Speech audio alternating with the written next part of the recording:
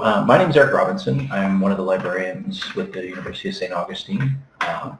I started out as the librarian at the San Marcos branch, but as we created our institutional repository, I sort of moved into a position as scholarly communications librarian. So I work with both faculty and students on scholarly communication, publishing issues, questions like that. So one of the most important presentations that I could think of to do, and one I wanted to do coming right out of the gate, was one on predatory publishing, because I know a number of faculty are publishing their research, and I know that this is an issue for everyone. So I'm going to talk a little bit about kind of where predatory publishing sits within the scholarly communications and the research publication landscape.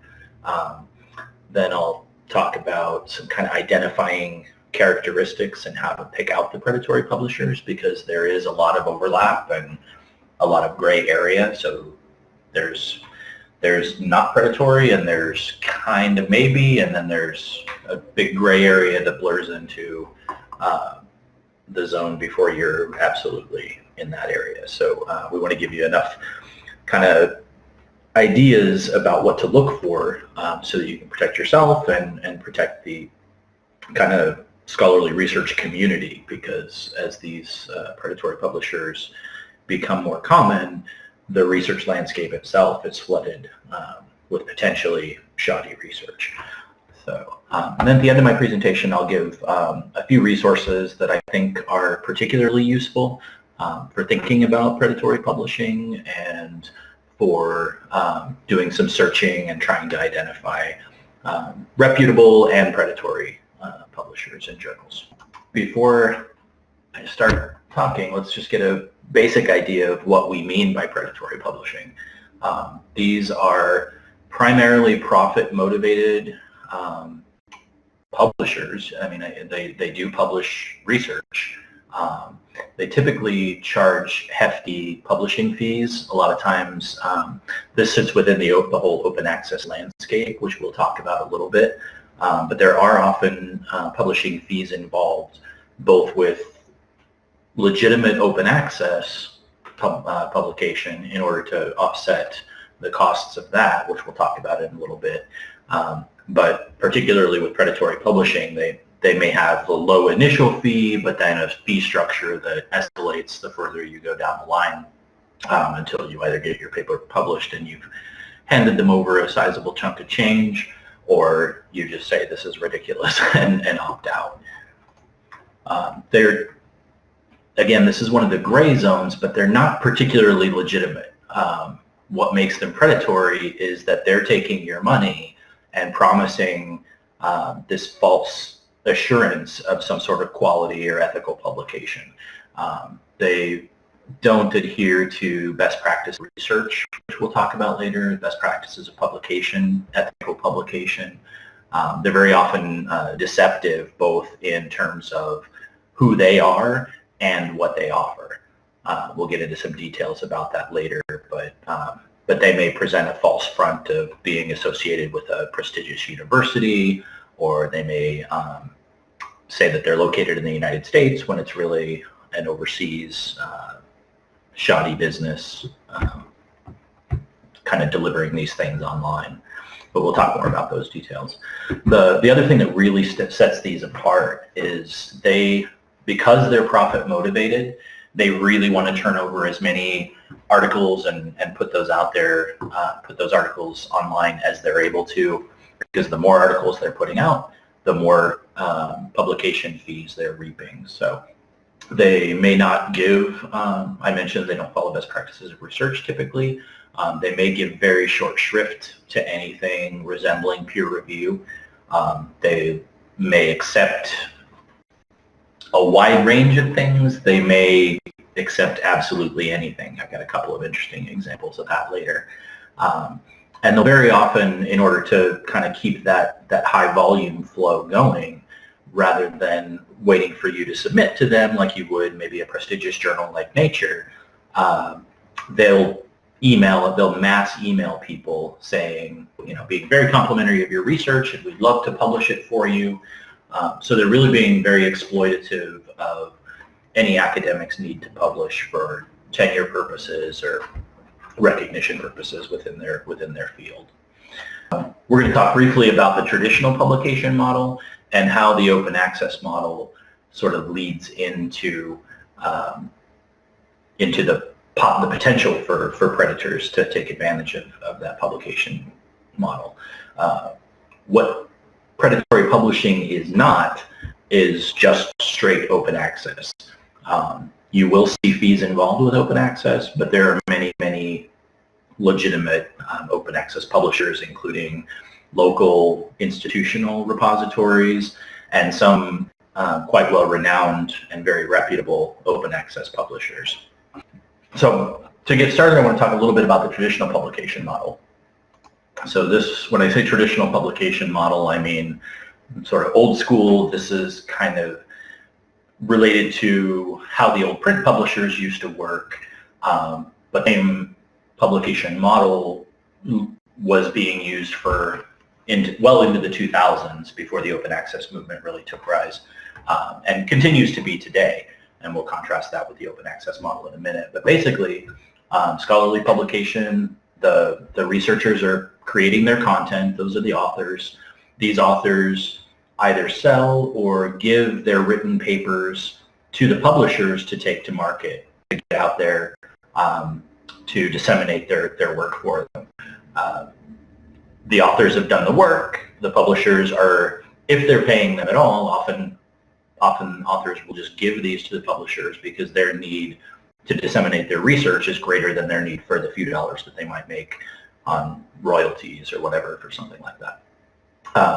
The publisher's primary role is to get that research disseminated and get maybe create the final form, maybe bind it in a journal in the print model, or maintain the website, but get that out, and then they make their profits by their selling that product to the market at the point of kind of consumption. So they're charging subscription fees. They may sell a textbook or the journal itself, and that's where they make their money. That seems pretty intuitive, pretty obvious, but when we contrast that with the open access model, we'll see kind of that's not necessarily the way it needs to be. So we see that the publisher's primary value is in creating that final product and getting it to the market, but the value is actually added at multiple points well before that, or at least part of the value. We've got the content being entirely driven by the authors. They're giving or selling their content to the publishers. Often the research is funded by federal or local or some sort of institutional funding. So the publishers themselves aren't necessarily paying the authors for that product. Or if they are, they're taking it at a very cheap price. Peer review is being done by scholars in there, both as service requirements for tenure and in their need to kind of get their name out there.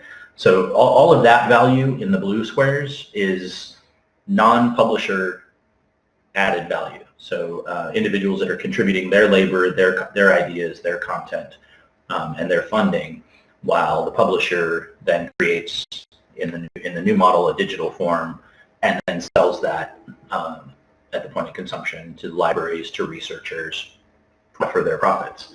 So as the internet kind of really started to accelerate and the idea of sharing research through the internet advanced, we got a really strong movement toward a more open, free sharing of that research, and that has put pressure on publishers to somewhat change their model for how they deliver and how they charge the actual fee structures for scholarly publications. So basically early in the 2000s was when there was a really strong move, international initiatives pushing for this open access model.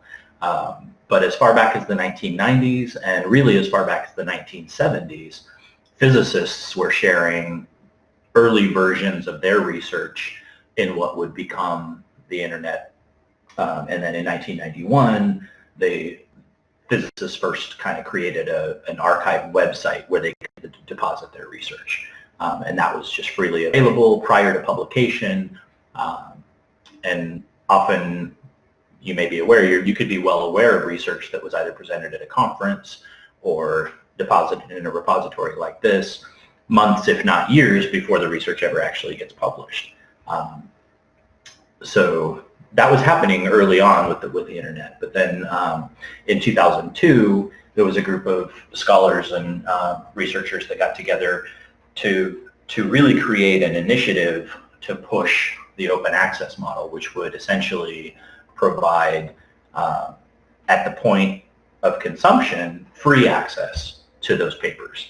So instead of hitting all the paywalls or charging $35 for a copy of the article, or requiring a well-funded institution like a university library to provide access to those things, they were really pushing for free access at that point. And how can we create an infrastructure that allows that to be the case, so that we can really freely share research? In 2002, there was a major declaration called the Budapest Open Access Initiative that kind of laid out some ideas and some goals for that movement. In 2003, PLOS Biology was one of the first journals to actually launch free access. They did charge a pretty substantial publication charge to offset the costs of maintaining the website, to offset the costs of the editors that would lend their efforts to facilitating peer review and all that. But it was a legitimate journal that was able to offer free access to any scholar logging on to PLOS Biology and wanting to view that research. In the later 2000s, 2004, 2006, US and British governmental institutions started enacting legislation to require individuals who received federal funding to deposit their work in a publicly accessible open access forum. Okay, so that's sort of the main push of how we got to the open access model, which is what I'm showing here. It's essentially a new model that makes it still viable for that final product to be released for free at the point of consumption. So publishers that are doing this, or institutions that are facilitating this, kind of follows the same progression, except instead of the publisher selling that final product, at some point there's some sort of fee structure in place where the authors pay a publication fee. That may be charged directly to the author, it may be charged to the institution. A lot of times there's funding sort of written into grants and things to facilitate that. But the idea is that the publishers are being paid at the point where they receive the article, rather than at the point where they deliver it to the final customer. Everything else kind of follows the same route, and then when it's put up on the website, that allows scholars to log into the website, and they don't have to worry about a fee at that point. So that's what we mean when we say open access, and there's a major push, and there has been for a couple of decades now, to make this the model for how we share the research, so that individuals aren't left behind for lack of access. There's a couple of different ways that this can be implemented, that open access can be structured. Typically, it takes one of two forms or a combination of those two. So we talk about open access gold, which is essentially what I was showing. The authors will pay a public processing charge when they give their research to the publisher. And that allows the publisher to not have to charge for access to the final user. So any individual can log in online, and that final published version is available immediately for free download. That's kind of everything that we all want, but we've been working with publishers for some time to find compromises that make them happy as well. So another version is you'll hear it called Open Access Green. Very similar structure. The publisher still charges for the final content, so very traditional publication, but they may allow the authors to self-archive.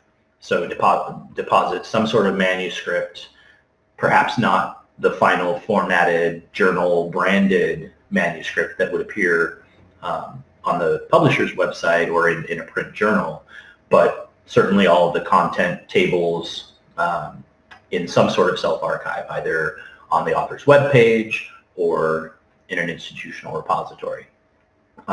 Often there's some sort of embargo period, and by embargo we mean just a period where that's not allowed. So the publishers may allow to do that, but they can't make that, but the author wouldn't be able to make that open access archive available for 6 months or a year after the publisher publishes his content. So that gives them that window to charge for the fresh content at the point of consumption, but still allows the authors the control to self-archive and to make make that research available for open access at a later date. Most publishers operate within some sort of hybrid version of these two models. They may have larger windows. They may have shorter or larger embargo windows. They may charge an author to be able to implement green access, or they may have some articles available in gold access and some articles available in green access. So you might log into a journal, and the publisher, you click on one journal article, and maybe the author's paid to make that one open access and it's freely available. But you click on another journal article in the same journal by the same publisher, and that one's behind a paywall. Or maybe you click on one and it's embargoed for 6 months, and you click on another one and it's available immediately because of the fee structure that the author's engaged in. Okay, so this is really the one that's most common at this point, because we are in this very transitional phase, and this seems to keep people that are demanding open access happy, and the publishers are willing to grant that much, but maybe not give over entirely from the traditional model. So in 2016, there was a study done, and I think there were about 10,000 journal publishers that were engaged in some sort of hybrid model, which is really the dominant one. Okay, so the main point of all of that is that there is a fee structure associated with legitimate access publication. So I've heard of individuals talking about predatory publishing, and they're like, there's a big fee involved up front, then you don't want to do that because it's a predatory publisher. And that's not the case. Very legitimate. Some of the most renowned journals have a sizable author processing charge right up front. But they could be well known, they could be reputable, they could be very legitimate. So sometimes those fees will go by other names, subsidization, dual mode, delayed access. So there's a number of different terms that are attached to those models, but that's essentially what we're talking about, is that early fee structure to make it available for free access at the point of consumption. Some publishers will do what we call partial or geographic release or open access. So they may grant to a particular institution, maybe a nonprofit, their work for open access in there, or maybe in Central Africa where it's very impoverished, and the publishers don't want those individuals to not have the access to medical or scientific research. They may grant a small exclusion to those individuals to allow open access to them without the other. So there are a number of different terms involved and kind of ways of implementing that, but the structure that we talked about is really the basic one. I'd be remiss if at this point, when I'm talking about how legitimate open access is, if I didn't at least stick in a brief plug for our open access repository at the University of St. Augustine. We call it SOAR at USA, which is our scholarship and open access repository. The website's right there. It's soar.usa.edu. If you're a student, there's a place to submit your work. If you're a faculty member or a researcher, there's a place for you to submit manuscripts to our repository. Those are indexed in Google Scholar. So it's a good way to get your research out there. People have done studies that show that individuals who have their work available in an open access repository typically have a sizable improvement on their citation rates because individuals are able to get to that research. It's not locked behind a subscription wall. So I would encourage people to browse over the repository, see what research is there. Some of our faculty have put things on there. We've been capturing things from the individual campus research days. So there are posters, there are manuscripts, there are dissertations, a wide range of research available there. If you ever have any questions about that, there is a contact thing here at soar@usa.edu. Typically that's going to come to me as the scholarly communications librarian, but we can answer any questions you have about copyright issues, if there are any, or how to go forward if you did want to deposit your work. I'll do a separate thing on SOAR in the near future, but that should get you connected at least. So the main benefits, and as I said a moment ago, that depositing in open access certainly increases citation rates of your work. But the main things are you get access to a much wider audience as a researcher. And most researchers want their work known, want their work cited to show that they're doing significant work.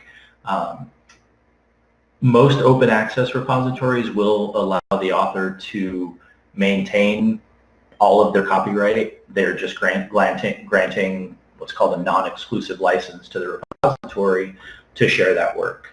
But if they want to, present that or publish that at a later date for profit themselves, or in a widely published journal, typically those rights are well in place, and we certainly do that with our repository. The main benefit is that wide audience and the fact that the individuals that want to read that work don't have any barriers. They don't have to pay a subscription fee or anything to access it.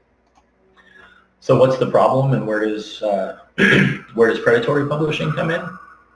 Within open access publishing, we talked about all the benefits there on the left, but the main problems or potential for abuse comes in because with the open access model, there's a professional motivation for the publishers to crank that content through very quickly.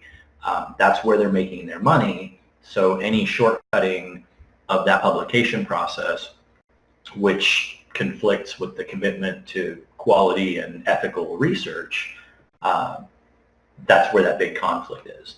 You combine that with the fact that most researchers, or most university professors at least, are really driven for tenure purposes to publish widely and significantly. They often want to jump at a chance to publish. So here come these predators that are willing to give the publishers what they need in terms of getting their research out there, and they're going to crank those fees and turn things around quickly and just turn into a money bank. But the problem is, by shortcutting all of those traditional and ethical practices of scholarly publication, they're very much devaluing the research landscape. So rather than going through rigorous peer review, we get this poorly vetted research entering the internet, and now it's not only on Joe's website, but it's in what would appear to be a very legitimate journal. It might be presented well. It's the International Journal of Physical Therapy. How could that be bad? But the problem is that these things are typically not adhering to peer review or really vetting that research in a serious way at all. And that's where the predatory publishers come in. So rather than having an ethical mission to disseminate quality research, their mission is simple: to make money. Rather than having extensive processes and stages of peer review at which hopefully errors and mistakes in in research and validity come into play, there may not be any peer review, or if there is, it's very superficial. A lot of times what happens is the predatory publishers will, just to maintain some sort of facade of ethical behavior, will receive a manuscript and send it back fairly quickly within, a very short period of time, and say, oh, probably should have refer to some more recent research and maybe add a table or something. But that'll be a form letter that they send to every single individual. It won't necessarily be a rigorous peer review process. It's really meant to shortcut that, to turn it around. It's just in their interest to maintain some facade of actual editing responsibility. These things exist only for profit. That's really the driving motive, the driving factor there. And curiously, they may exist very briefly. So we'll talk more about this later, but these things pop up left and right, and they may only be around for a year or so, because then people kind of catch on to it, and they're like, oh, those guys will publish anything, and charge us this fees, and oh, it's actually got a bad reputation. So then they take the site down. So not only did you pay them $5,000 to publish your paper, now the site doesn't even exist anymore, because they stopped maintaining that site because they were essentially discovered. So that's kind of the landscape. In 2013, this is referring to a 2016 paper, which is really a nice enunciation of it. But initially in 2013, a guy named Jeffrey Bayall was really the one to kind of raise alarm bells about this, and he was seeing all these online journals popping up and looking at some of the research. And he was a librarian at the University of Colorado, and he was noticing that more and more of these journals were starting to really sort of drop their standard on the level of editing that went into them. So he started looking closer at a number of them and picked out a few sort of hallmarks of these things, which I think are very useful to think about. I mentioned before, this is from his best practices list, the 2016 publication in the Annals of the Royal College of Surgeons. He picked out a number of features that really stood out to him for what marked these predatory publishers. And the big one, which could be instantiated in a couple different ways, is they don't adhere to what we would consider broadly accepted standards of scholarly publication. They may not, that can come through in a variety of forms, but they may have very poor grammar or editing. They may have some sort, give very short shrift to anything resembling peer review. Just general ethical and scholarly standards are low, if existent at all. Often the same editorial board would be listed across multiple journals. So they might list 2 or 3 individuals, but that same individual that's editing the Journal of Oral Surgery is also editing the Journal of Gastrophysics, or I'm making up words, but gastrophysics is actually a word. But they would be serving on these things that you're like, who is this individual that they're responsible for editing journals in these wide-ranging fields? So that was really standing out. Often their true center of operations is veiled in some way. So the actual location of the individuals maintaining the website might be in Thailand or China or somewhere, but they would list, Boston, Massachusetts as their location. But when he dug around, they either didn't indicate their physical location, or the physical location that they indicated was not a publisher at all. So he would go online and look up, what really is on 3rd Street in Boston, and it was a meat shop. It wasn't a publisher. So hiding their actual business location is a big one. Often, as I just mentioned, they often seem to leave about their location or about their affiliation. So not only would they give a location that wasn't legitimate, they might claim affiliation with Stanford University or individuals at Stanford University.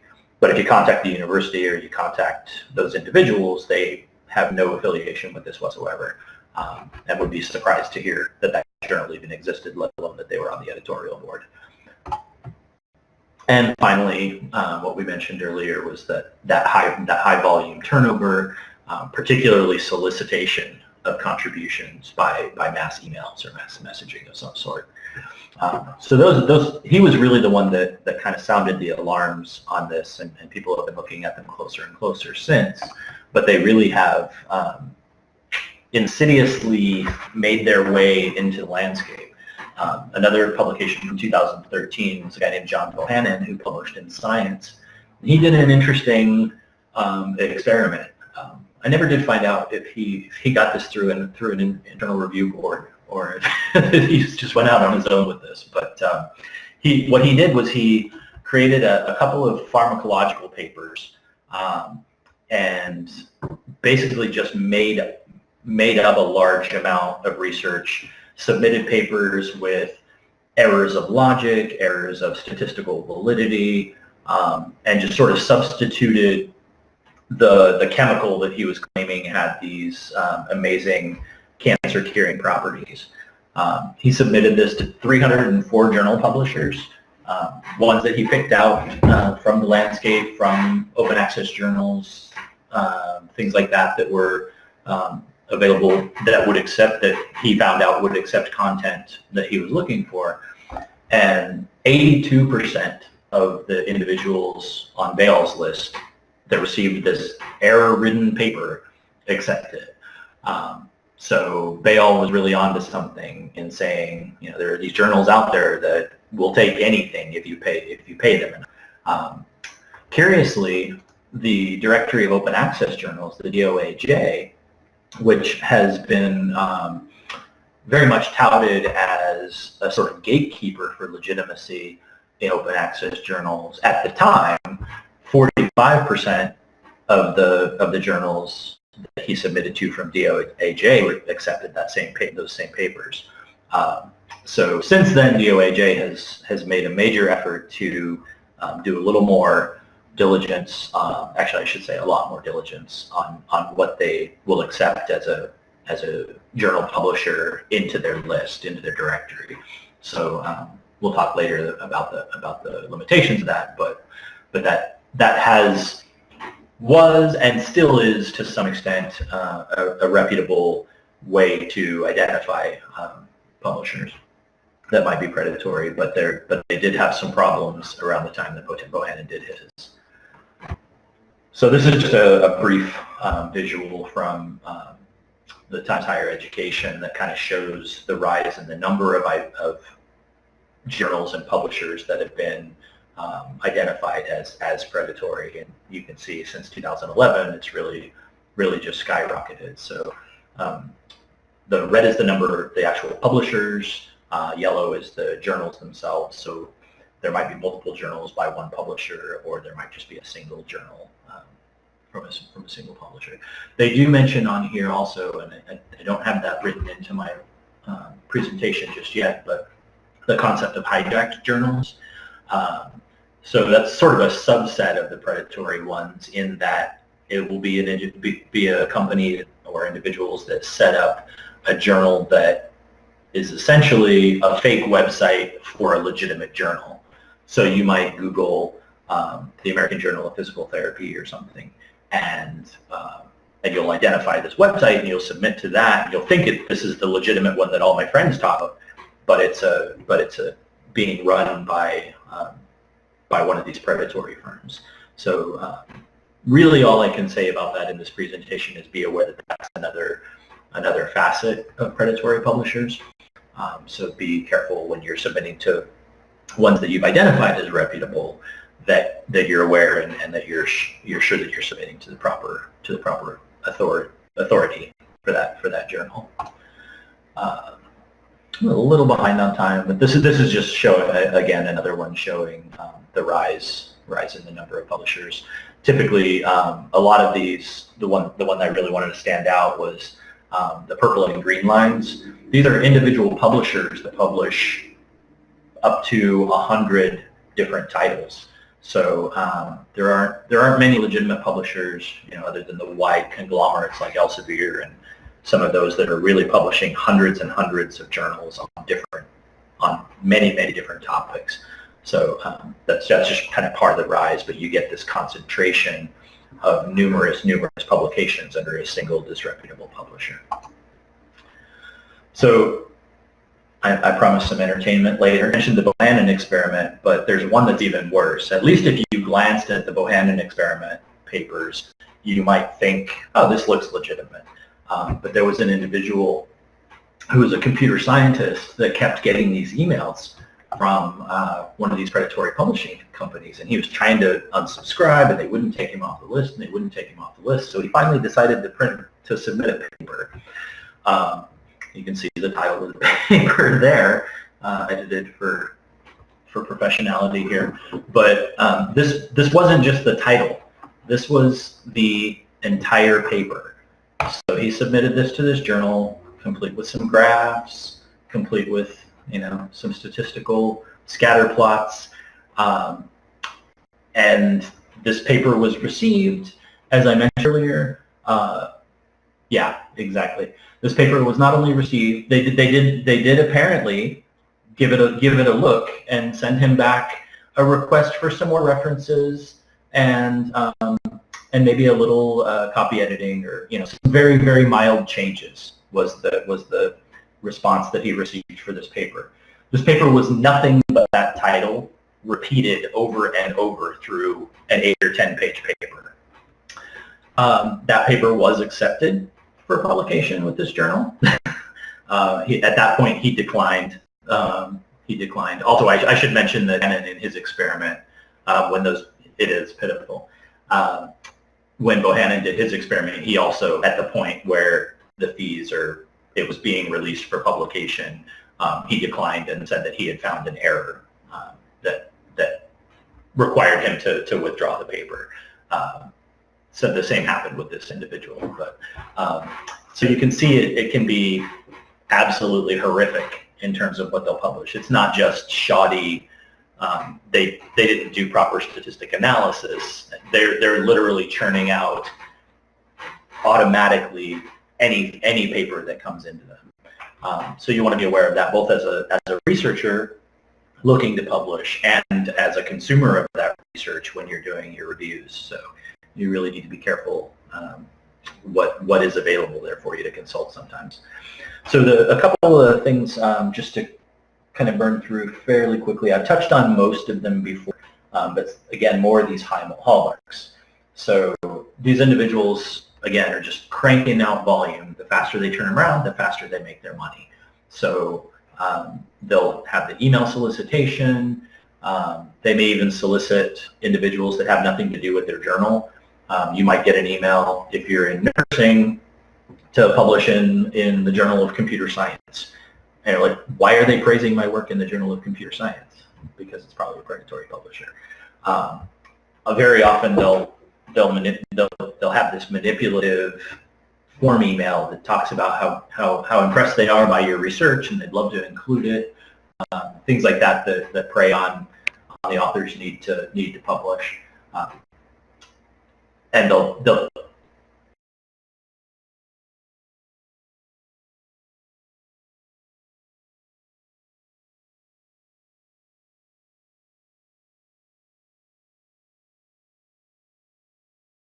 really wide range of topics in a single journal. So typically most academic journals have a almost razor thin focus, right? Unless you're a big journal like JAMA, Journal of American Medical Association or something. These typically have a razor thin focus. But these predatory publishers will publish computer science articles alongside nursing articles, or physical therapy and gastric surgery in the same journal. Things that would seem to have nothing to do with each other. So that's a big red flag. They may promise rigorous peer review, Or they may promise fast turnaround. If you've ever been through the peer review process, you know it can take a very long period of time, very often in multiple months. And they may, because of their fast turnaround, they may be able to get your paper out in 2 weeks or a month, and you're like, oh my God, that's amazing. It is. It's too good to be true. So they should talk about their peer review process, how long it should take, that sort of thing. False prestige, I alluded to earlier. They may claim a prestigious editorial board, but the individuals on that board have no idea that they're supposedly serving on that journal. They may claim real people, but those people probably ought to be somebody that you've heard of in your field. If they're editing and deciding, what research gets published in that field, you should probably have some idea who they are, or at least be able to figure out who they are. They often will format or make these suggestions to affiliations with prestigious universities. I think I mentioned a Stanford example earlier, or it's a fairly short process to go to an individual's website, an institute website, and seek out sort of reciprocal recognition of that. So the journal claims that the individual is there, but does the individual claim that they're an editor? If they are, or the institution has this connection to the journal, they'll very likely be touting it, because that sort of lends prestige to the university or the individual. So they won't shy away from mentioning it if they're involved. The final thing is they may claim very high impact factors. I'll talk a little bit more about impact factors in a minute if you're less familiar, but these are kind of statistical measures of how prestigious a journal is. They can take a variety of forms, but typically it's some sort of measure of how often that journal is cited in other reputable journals. So a lot of times these individuals will claim an absurdly high impact factor that doesn't even exist, or it may just be completely false or not valid. I think on the next slide, yes, I talk a little bit about some of those metrics. So there's a couple of them that are quite widely used, and you'll probably see it very often if you're looking into these. Impact factor is one. Impact factor is probably one of the most common ones. It's published every year in a publication called the Journal of Citation Research. It used to be Thomson Reuters. I think it's now it's Clairvariate. It's legitimate, but it's imperfect. They can be gamed. You have different publishers that require self-citation that kind of boost their impact factor or something. So that it's definitely imperfect, but it is at least a real metric. It can take several years to even earn one, because it uses citations from the previous number of years, 2 to 3 years previously, to calculate that statistic. If a journal has only been around for 1 year and they're claiming a large impact factor, they wouldn't even have one assigned, let alone have a large one. So kind of be aware of that possibility. H-index is another very common one, as is the SNP. They're all sort of citation based. The main thing that distinguishes the SNP, the source normalized impact factor, because there might be different practices across different disciplines, say from the humanities to the physical sciences to medical and healthcare, and what those numbers look like. What SNP does is it normalize that across all those disciplines. So an impact factor of 3.2 means the same thing in one field as it does in the other. Whereas with the impact factor or H-index, you might end up with a very large number in one that really isn't as significant for its impact as a smaller number in a different field. So those are some common legitimate ones. But as far as the misleading or the falsification of those metrics, a lot of times they will claim one of these, but they're fairly easy to validate. Like you said, you can check with Clairvariate, you can check with the Journal of Citation Research to verify the impact factor listing. They claim it, but they're not listed in the Journal of Citation Research, then that's definitely a red flag. They may talk about H-index or impact factor, but if you really look at the journal, they've made up some different way of calculating that they're just calling impact factor. But they made it up strictly to be able to give themselves a number. It's a completely different calculation process. They may just make up a number entirely with no factual basis to it whatsoever. And I mentioned before, if they're claiming an impact factor within a year or two, that it's not only unlikely, it's impossible because of the way that it's calculated. So do be aware of that when you're kind of looking at how these journals are offering their impact. Pretty much already covered this one, the high volume turnaround, pretty much anything to increase that high volume, shortcutting the peer review, shortcutting the editing, which definitely shows on most of these. I think as that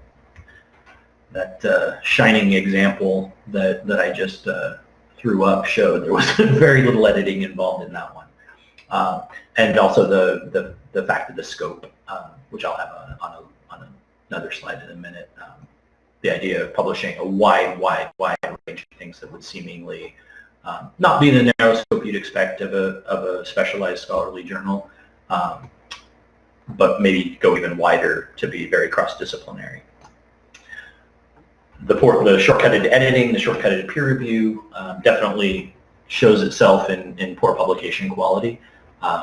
There could be poor grammar. They might look like a website made in the 90s. They may be very vague about what their editing process is. Most reputable journals will really lay that out quite clearly. What you can expect, how long you can expect. And sometimes the images are just lifted kind of en masse from the internet. So often they're very sort of stretched out and out of shape. They just don't look right because these websites are often designed by some sort of program or AI that's just sort of scraping things up and creating something so that they can get more websites and more submissions.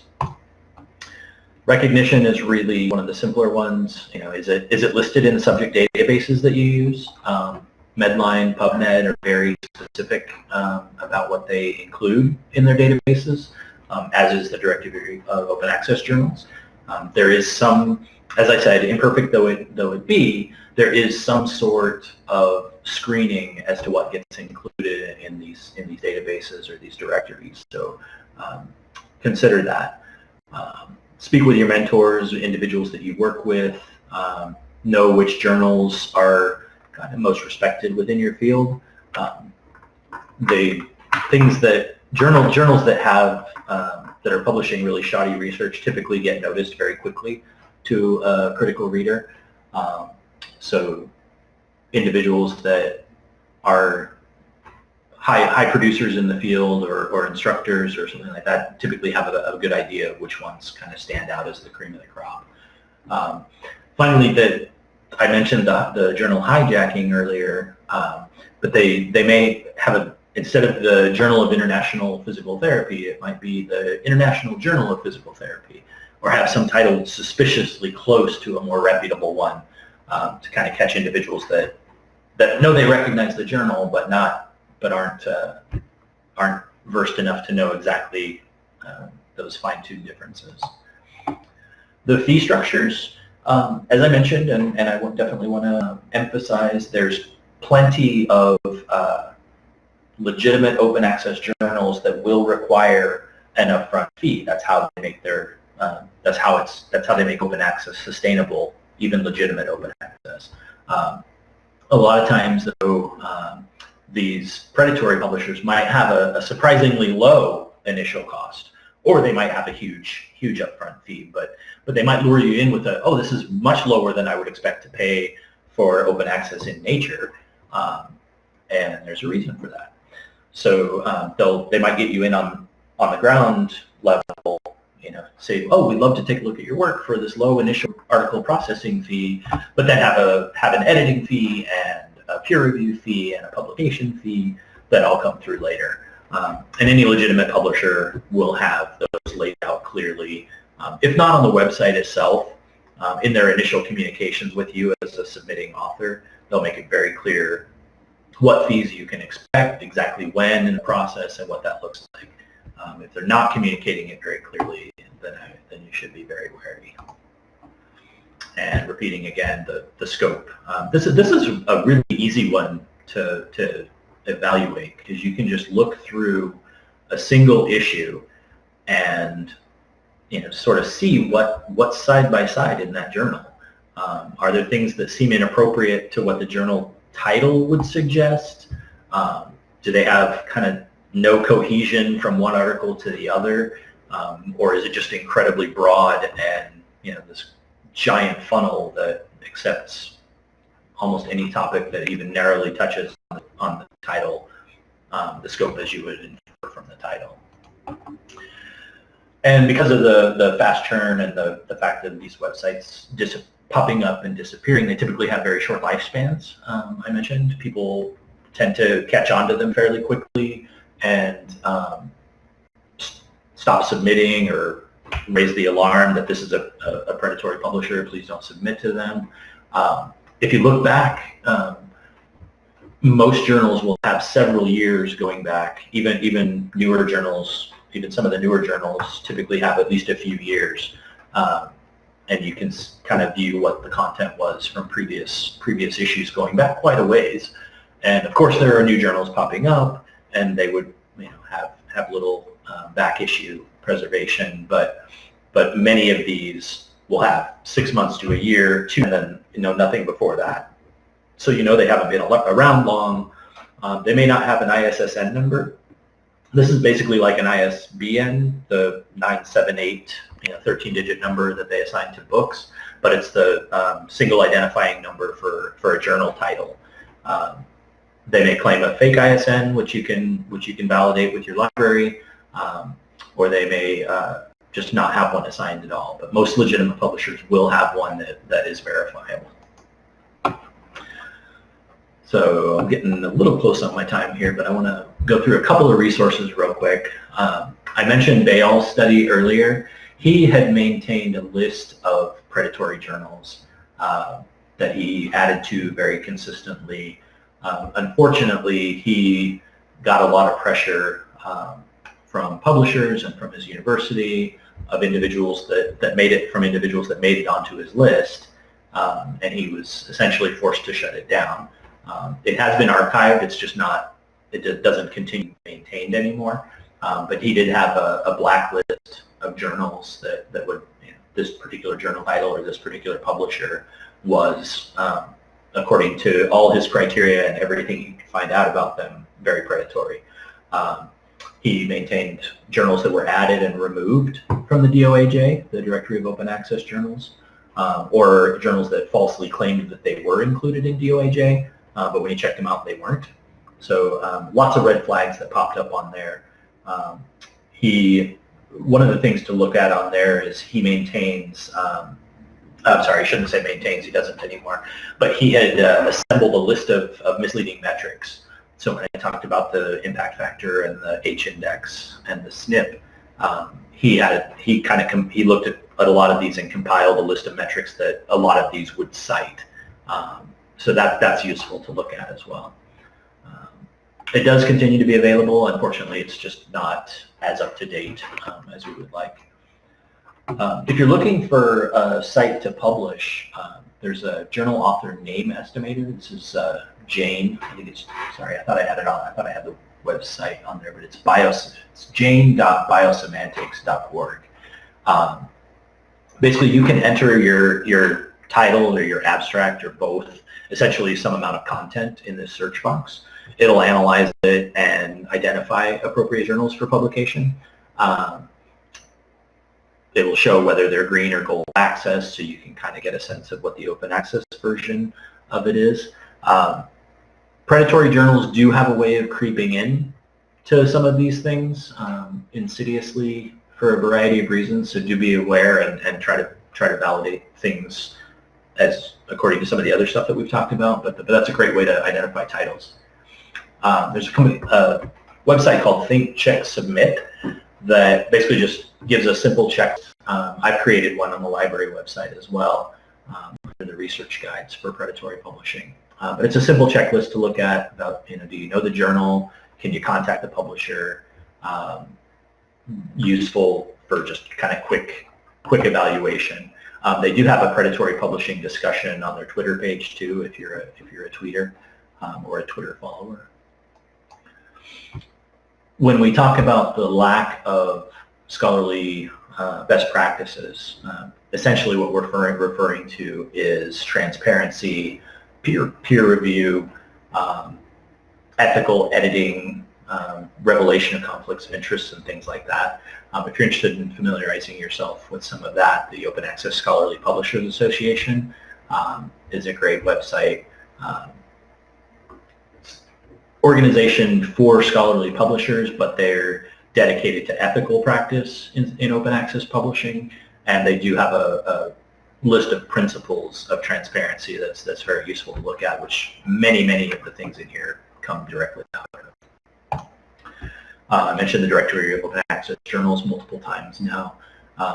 It's a curated list of open access journals, searchable by title, or searchable by topic and title. There is a screening process. I've spoken with a number of individuals that work for DOAJ that talk about how they're constantly trying to keep up with the shell game that is predatory publishing, but they do have screening practices before it's even listed in a directory. They list Creative Commons license information. They list it's searchable by discipline, and you can link directly to a publisher page through the DOAJ itself. As always, your librarians. We maintain a couple of research guides on the library website. If you look under the resources and the research guides at the top of the library website, there's a number of things in there. We'll be archiving more of these video tutorials as we do them, the webinars. And of course, if you have any questions, I was really pleased recently.